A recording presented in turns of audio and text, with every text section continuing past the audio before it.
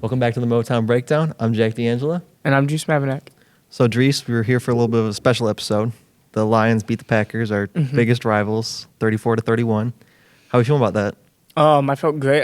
I think we actually, despite the score, we actually played a very good game because when you take a look at it, two of the touchdowns were like Jared Goff threw a pick, yeah. and then it was an awful punt. So it wasn't really a bad. I mean, if you take those two touchdowns out, the Packers basically scored 17 points. Right? They had two good drives where they scored a touchdown, and they basically made our defense look silly, and then they had the field goal. So, but the Lions defense held up. So I liked our win. And with a good team like the Packers, I'm not going to say we're not going to play perfect football all the time. Like Jared Goff doesn't. He's been delivering. He hasn't had a lot of picks. Sans the Texans game where he throws 5 picks. But correct. We can't expect him to play perfect football.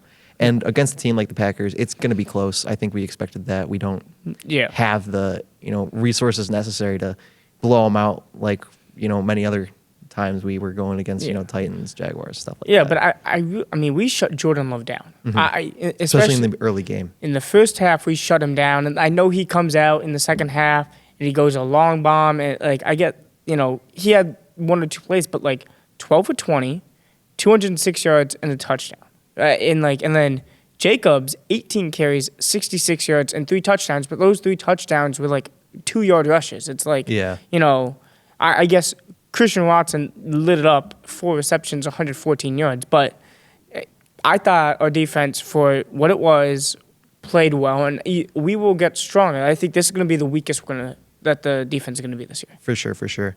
And I also kind of want to talk about the flags.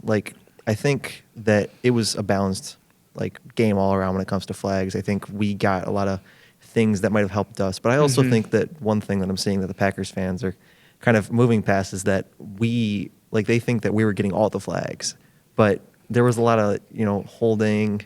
It wasn't a good game for flags, and it definitely wasn't a good game for the refs. No, but considering that final play where second final play where Jared Goff kneels down. Oh my God. The fact that people think that was actually you have to give yourself up. He wasn't giving himself up. He was just trying to hand it off.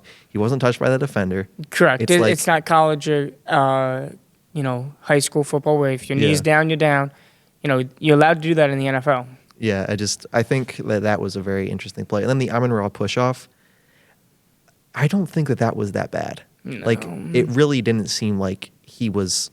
you got to do that. He needed to get separation. I don't think that was a intentional full on push. He was just get away from me. I need to. I mean, I think that's the one thing though is I think our pass interferences. Right, we haven't had many offensive pass interference, which is good. But defensive pass interferences have been kind of a lot, and I think it's we don't have the fastest guys in the league. Yeah. So.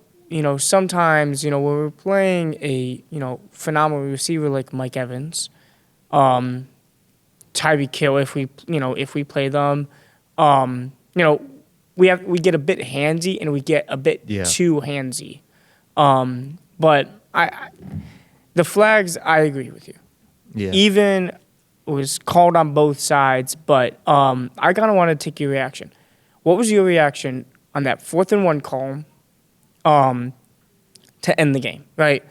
If we kicked it, the Packers had about 40-ish, I think 30 seconds to go down and tie the game up. So, what was your reaction?